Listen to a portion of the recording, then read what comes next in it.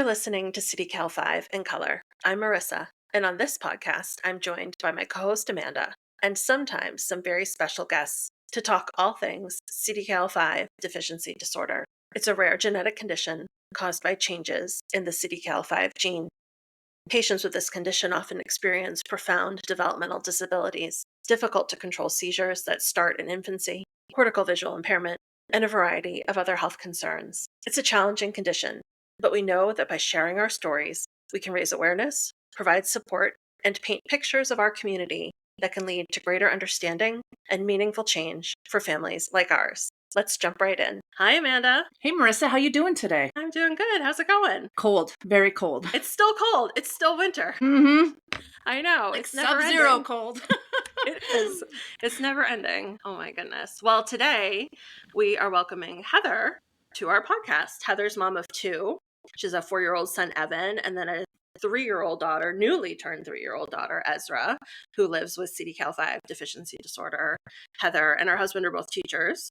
Heather teaches 4th grade. They live down in Georgia. And we're so excited to hear about Ezra and learn about what's going on in their life with CDKL5. Heather, welcome. Hi, thank you for having me today. Yeah, we're so happy you're here. Tell us about Ezra. Tell us about her personality, because she's got a big one. Oh, yes. So Ezra is very outgoing. She has recently started adventuring out into her own little space, and she knows how to get things that she wants to get. She has learned how to get our attention by banging things or screaming. So that has been a new adventure for us. Just trying to figure out which scream means what has been very challenging. Right now, it's just a process of elimination as to, are you hungry? Are you hurt? Or do you need to be changed? We have recently gotten a speech device, so we're trying to work with that with her, but also being 3, we're just slapping the iPad, so we may say 4 things at one time. So we're trying to figure out what things she wants to say. But she is very bubbly. She's very loving. She also likes to irritate her brother in a way. She has started being more interested in things that he does versus just playing on her own, which has been really cool as a mom to watch, because you've always want to see your kids interact with each other and see that bond form between a brother and a sister. And really, for the first 2.5 years, they didn't have anything to do with each other. But really, within the last probably 6 to 8 weeks, they've been more interactive with each other, more doing things with each other. So it's been heartwarming to see that brother-sister relationship grow because they're interacting more together. And she's starting to be more open to do different things besides just sitting there and being like a bump on a wall. How does Evan handle her understanding what she wants to do? How does he deal with that? So with him being 4, he is still very like mine. Those are my toys, mine. So he does get very frustrated because Ezra doesn't know how to play with his toys. So we've had to teach him like, hey, Sissy doesn't know how to play with your toys. Let's show her how to play with your toys. And then after a while, like we've noticed how if he gets beyond frustrated, or like, hey, let's just either remove her from the situation or remove you from the situation and go somewhere else. So that way somebody doesn't have a meltdown, whether it's you or it's her. He's still too young. I mean, it's kind of a good thing. He doesn't understand that she's not on the same trajectory as he is. Well, and with them only being 14 months apart, he doesn't know anything different. Like He's never, he goes to school and they both go to daycare, but he doesn't know that she's different. That's good though, right? Yeah. I mean, it's a good thing. Have you had any conversations with him, or does he ask questions that would start you a conversation about her being any sort of different, or not? That's not even on the radar. So he knows that his sister is special, and we do have the CDKL5 sibling book that we do read quite often. He's still just so young.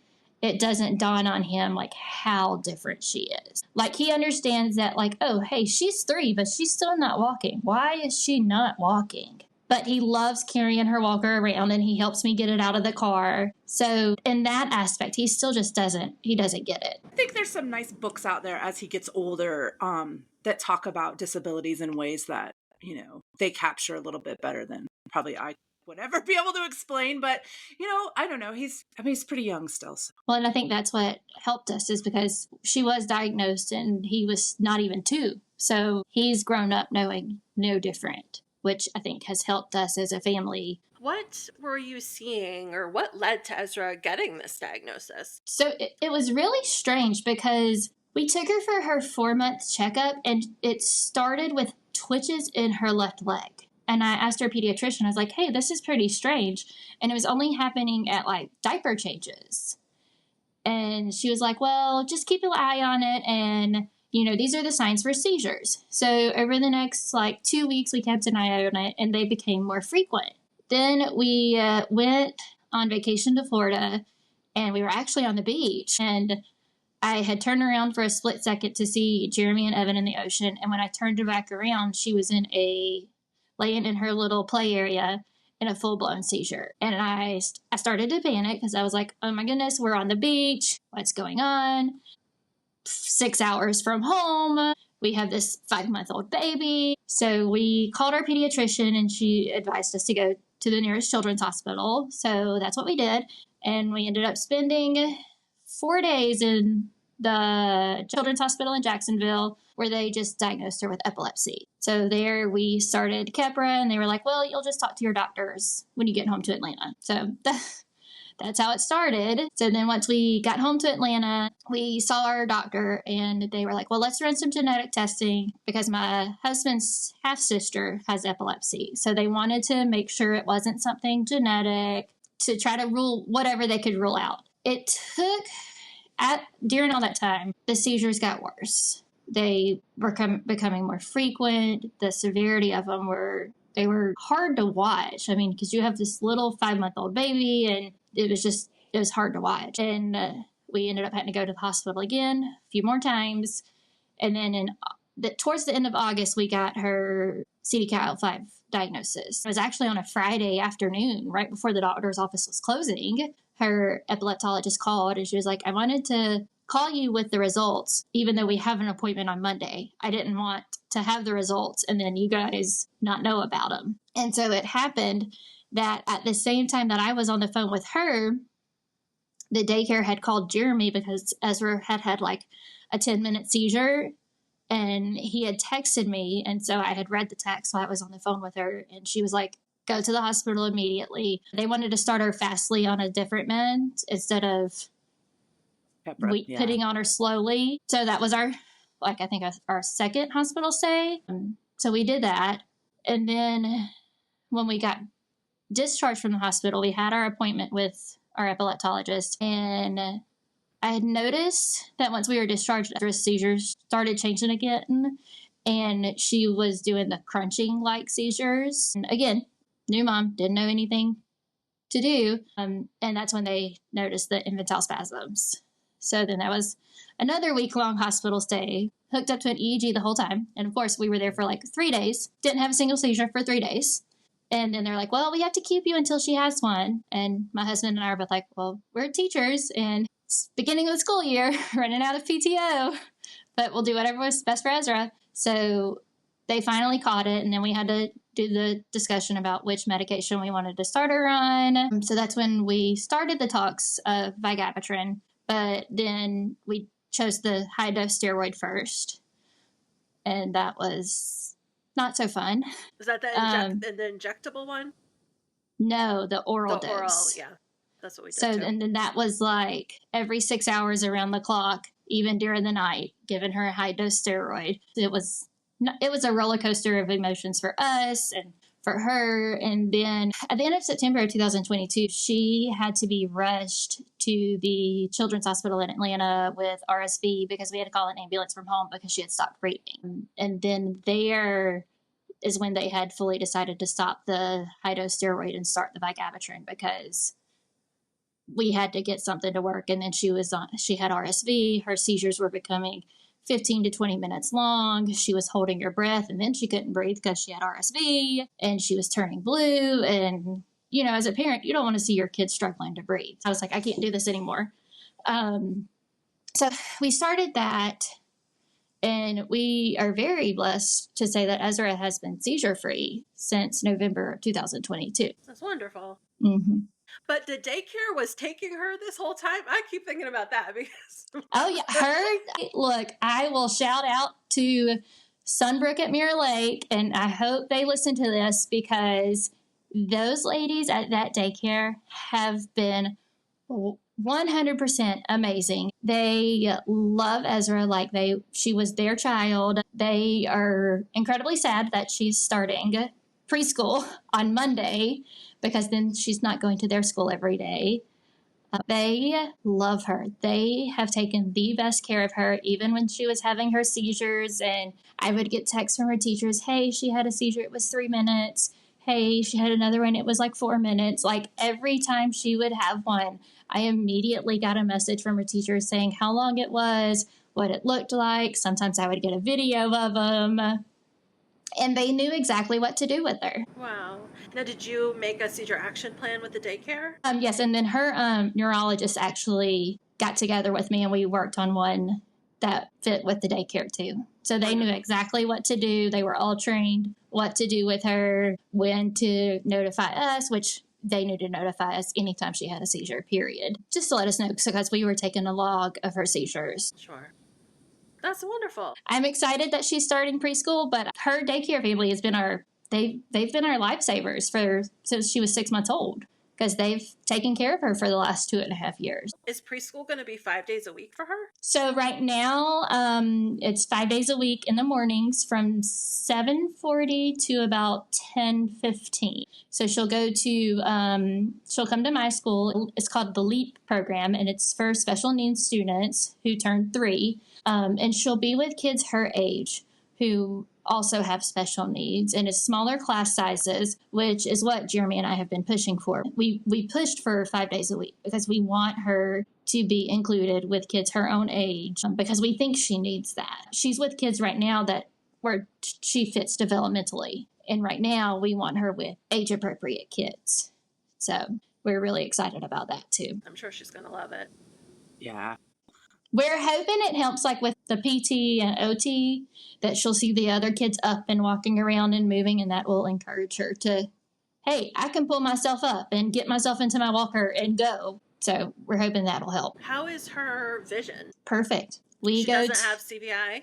She doesn't have CVI. She does have a slight astigmatism, but we see a pediatric ophthalmologist every 4 months just so he can sign off on insurance for the vigabatrin. So he's just going to keep track on the CVI and make sure her eyes are okay, keep watching for nothing going on with the vigabatrin, and then keep an eye on the astigmatism. And she goes to a CDKL5 Center of Excellence. So do they have someone looking at her vision too? I just bring it up because most people with CDKL5 do have a CVI component, and sometimes it's really subtle, a CVI diagnosis, and it opens you to those orientation and mobility therapies and things like that to help with your motor skills. It's hard to tell, I think, for kids who are mobile about the vision.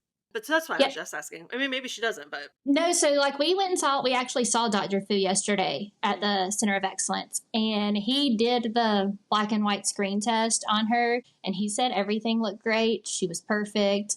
He actually made the comment that it was refreshing seeing a child with CDD like Ezra because it was heartwarming because not all of our friends are the same. And it's very eye-opening to see the spectrum of our kids. And that's been one of mine and Jeremy's things of how we wanted to help other families is to show that our kids are all different.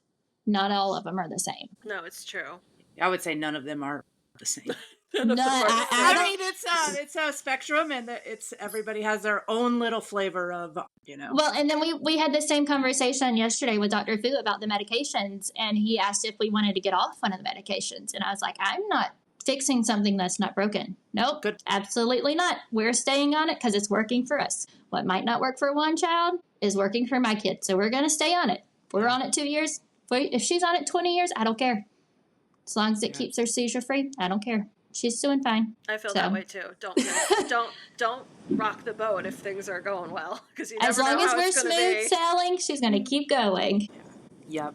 I can definitely relate to that. Sometimes I wished I would have rocked the boat a little sooner, because as incremental change happens, we get comfortable. And there's times I'm like, oh, I should have changed meds when seizures picked up. But I agree. Like, if things are steady and fine, and especially when your seizures are so well controlled, probably the medicine is working.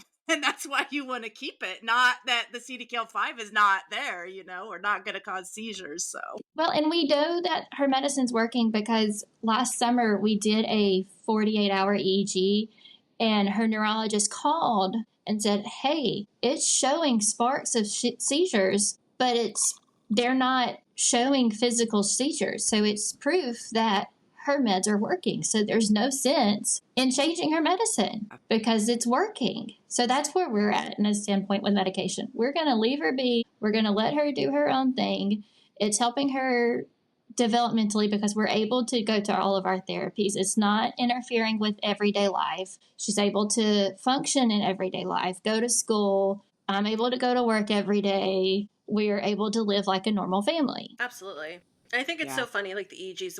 Amanda and I talk about this. We haven't had EEGs. Our kids haven't had EEGs in years, because what you do is you treat what you see, Mhm. right? So generally, that's how it is in my experience, anyway. You treat what you see. So if you're living life and things feel good and you feel like your quality of life is good, it doesn't necessarily matter what's happening on the EEG. Yep. Because you gotta go with what's working. What you see Yeah. is working. Yeah. Well, and that's like the only reason we requested an EEG, because I woke up one night and I was like, what if she's having a seizure at night and we just don't know? And they've proved me wrong. They were like, no, her meds are working. Just keep on going. You can sleep at night, because she's sleeping at night. Well, most nights. And we just keep trucking along. Tell us about sleep. Tell us about things that you do struggle with. You don't struggle with seizures right now, but what do you struggle with? Sleep is definitely hit or miss.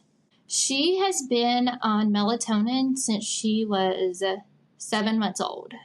And then there was talk of adding a very small dose of clonidine, because she would go through these spells of where she would sleep great for like 3 months. And then she would go for a week where she would be up for like 3 or 4 hours during the night, wouldn't go to bed. And then my husband and I are zombies, and we're like, we can't work like this. We have to get up and go to work.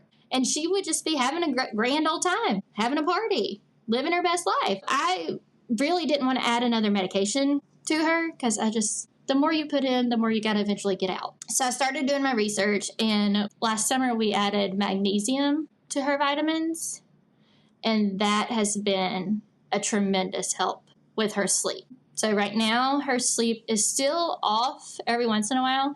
We have noticed that if she doesn't get her melatonin and magnesium, it takes her like 2 hours to go to bed. But very randomly, she may wake up 1 or 2 nights a month now, but otherwise, she's good to go. So we are trying to avoid a prescription sleep medicine for as long as possible. That's great. Yeah. What else? What else do you struggle with? Just the physical demanding of everyday life.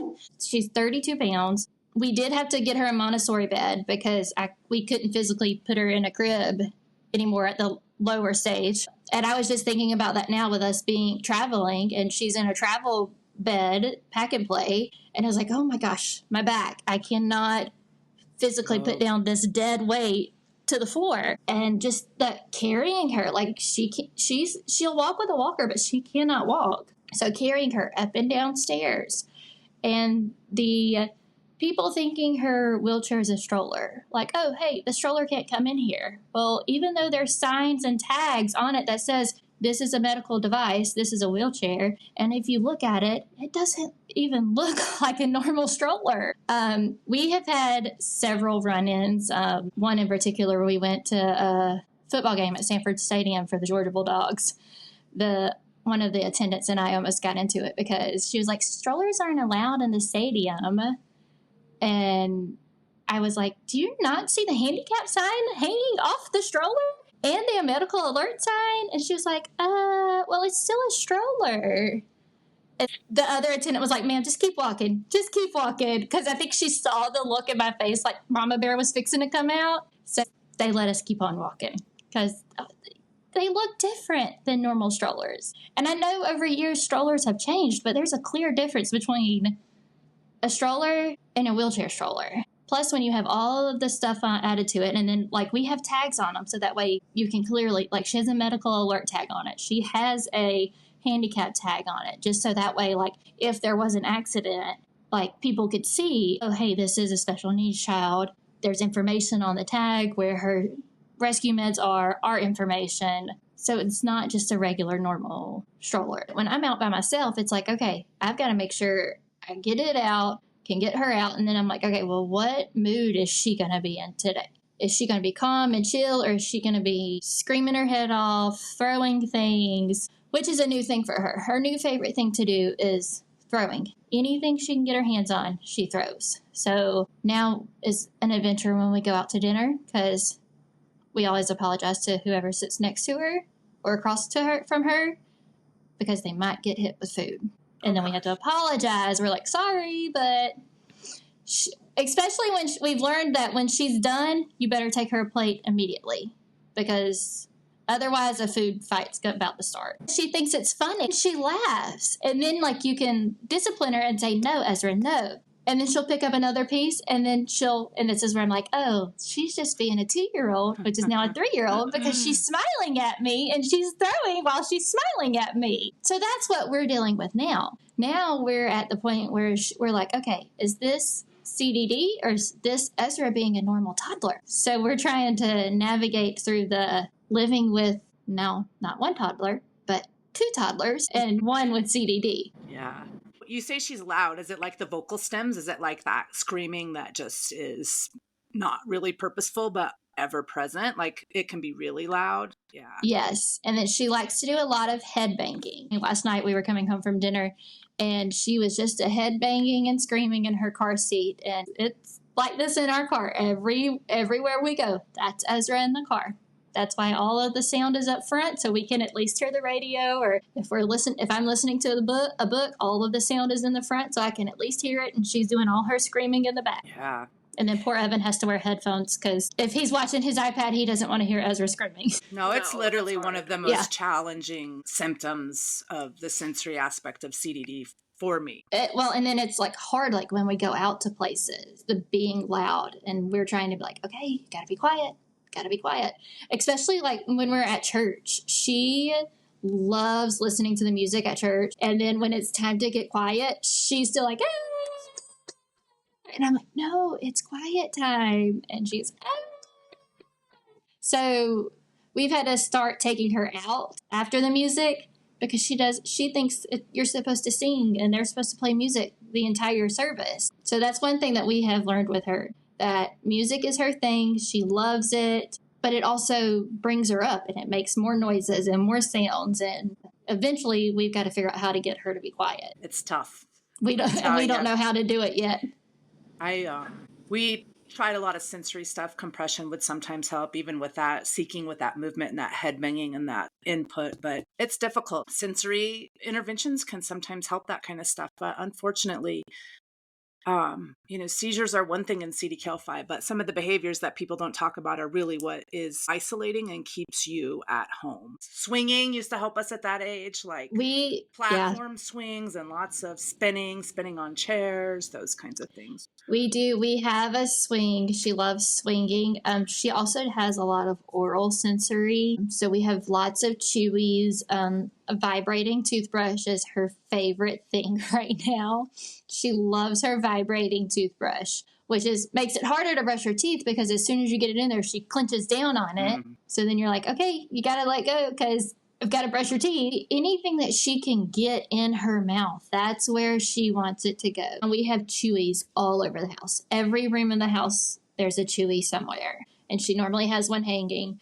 And then I even said yesterday at the doctor's office, we still have a pacifier. And right now, that's the least of my worries of getting taken away. Like, if that's her comfort item right now, I'm not worried about it. Yeah. It's exhausting, right? It is. And people always ask us, well, how do you guys do it? And I'm like, well, we just take one day at a time. That's the only way we can do it. We both work full-time jobs. Up until December, I was also a full-time student. My husband's also a coach. And then we have 2 toddlers. So we have a digital family calendar that we have on our kitchen counter, and we only look at one day at a time. You got 2 little ones, you both work. She does therapies. What does a kind of a week or a day look like for your family, and how do you navigate that? All right, so we do a lot with Jeremy coaching. A lot of it does fall on me.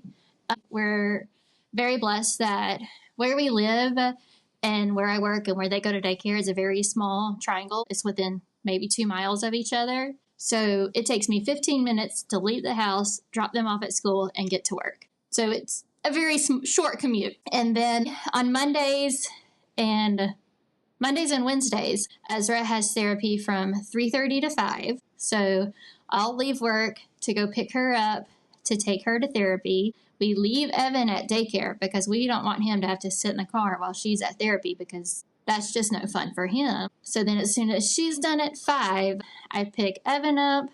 We get home. Jeremy's done with practice at 5:30. So by the time he gets home, I'm trying to get them settled, get the dogs settled, because we also have 3 dogs who've been in kennels for all day long. Try to get dinner started. Mass chaos at our house from about 5:30 to about 6:15. Ezra goes to bed about 7, Evan 7:30, me 8 o'clock. Because by then I'm worn out. Tired. Yes. And then, so she does therapies on 3:30 to 5 on Mondays and Wednesdays, and then Tuesdays from 4 to 5. So then that gives us free days on Thursdays and Fridays, which helps because most of my meetings at work are on Thursdays. That's how we manage it. And then if she has doctor's appointments, we always schedule them either on a Thursday or a Friday. I have something that comes up and I can't take her to therapy, then Jeremy skips practice so that way he can take her.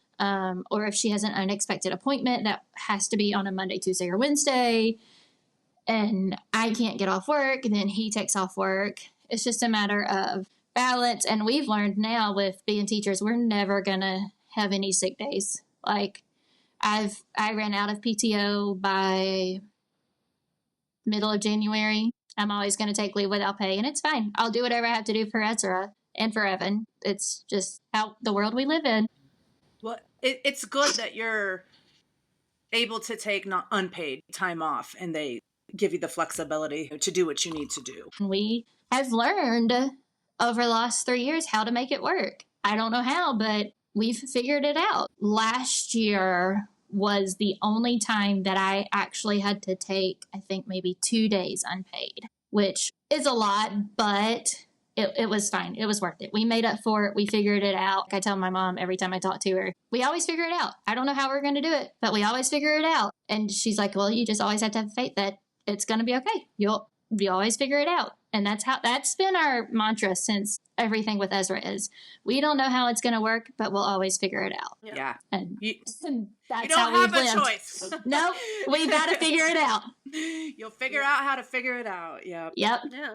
All of us, I'm sure, can relate to that. None of the challenges that we deal with in the life that we have are things that we ever could have anticipated or ever would certainly choose. But you do keep showing up every day, right? You don't have a choice. So you do figure it out. And it might not be the healthiest way to manage or the most pleasant way to manage, but you just have to keep putting one foot in front of the other, get through it.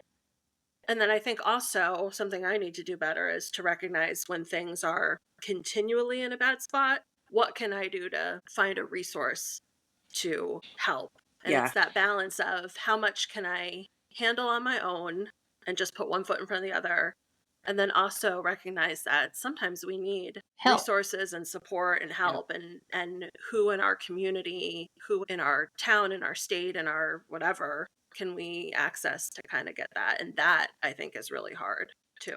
That has been I guess the biggest thing that I've learned with Ezra, because I've always been this, I can do it, I'm going to do it. And then with her, every day's a new day. Not every day's the same. I've learned, like, you got to take it one day at a time. Like you said, I can do it all. I can be the super mom and do all the therapies and do all the doctor's appointments and take her here and take Evan there and do this and do that. But there comes a point in time, like even when I was in grad school and I was still trying to do all of the work for that, like there comes a point in time where I had to take a step back and was like, okay, I need help. Like, I can't do it all on my own. We've got to figure out a way to manage doing it together. And that's, a conversation Jeremy and I had to have. This is our life. This is it forever. We don't know what the future is going to look like for Ezra. We're determined that Evan's going to come to Harvard or somewhere and find a cure for CDKL5 because we need help. But because we don't have an easily, readily available village, we've got to figure out between the two of us how we can help each other when the other person's struggling. And that's been a big eye-opener for us, for our marriage. Nobody thinks about it. We dealt with infertility with our son, and then we had Ezra, and then she was diagnosed, and we had only been married 2 years. Oh, yeah. 2 years when we had dealt with all that with Evan. So we were brandly new married. And so we have learned how to build our marriage based off of all of the ups and downs that life has given us. And I really think like having life with Ezra and throwing Evan in the mix and all of his craziness has, made us stronger too, as a couple, as parents, hopefully as teachers too, hopefully helping the younger generation to be better citizens. But I can say that having a special needs child has definitely challenged our marriage, but it's also helped it too. Yeah. Like we're not in control and we have to figure out how to first accept that and then react or act appropriately based on the circumstances. So it's tough being married anyway. We had the choice to both be tested to see who could have had the mutation, and we declined. We were like, no, because we don't want to put blame on the other person. Ezra is who she is. We're not going to change. There's nothing that's going to change that. So we're just going to leave it at that. Well, and chances are neither one of you have. Neither one of you probably did. Exactly. So we're like, it's not going to change who she is, right. Whether it was me, whether it was him, or whether it just happened. So right. No, most CDKL5 mutations are de novo, meaning they're not inherited. They're just spontaneous. So really, for most all of us, it's just a fluke, right? There's nobody to blame. And sometimes they ask to test you when the change on the gene is unknown. So yeah, I would just encourage you guys, if you're going to have more kids, to maybe. Yeah, no, that was done when we found out Ezra was a girl. I was like, okay, yay, that's it. We're done. We're done. We fought the fight. We did infertility, all of that, and God surprised us with Ezra on our own, and so we were like, that's it. We're not gonna play our chances after that. Heather, one thing we like to ask our guests is about what unmet needs they have. So if you could think in any aspect of your life, if there was something that could be better for you, what's missing that would make life better? A lot of us is just help. I mean, Ezra is not as severe as some of the other kids, but even help to, for a date night. I can't even begin to tell you the last time we went out on a date night because we don't have help. We don't have very few people who are comfortable with giving Ezra her meds and making sure she takes her med. If we do go out on a date night, it's like, hey, can you make sure Ezra has her meds first? And that's fine. I get it. It's okay. Like I would be stressed out too to have to give a child like that to make sure they take all of their meds. A lot of people don't feel comfortable taking care of children with special needs. And it's just having more people out there willing to be involved in the lives of children who have those special needs. I've only spent one night away from Ezra in 3 years. And it's not saying that I want to go and spend a whole bunch of time away from her, but sometimes parents need a break, but they also need to know that their kids are in good hands and that their kids are safely taken care of and that they're going to be okay. And it's okay for mom and dad to go away for the weekend because their kids are perfectly fine and taken care of. And a lot of families don't have for that respite care to come in and take care of that child so that mom and dad can, even for a couple of hours, to go and just do their own thing. And I think that's where a lot of our parents need help. Thanks for listening. We hope you'll follow us on social media at CDKL5 in color on Instagram, Facebook, and LinkedIn, and visit us online at www.cdkl5incolor.com. Have questions or a topic you'd like us to chat about? Would you like to be a guest on our podcast? email us, CDKL5 in color at gmail.com, and we'll be in touch. Until next time.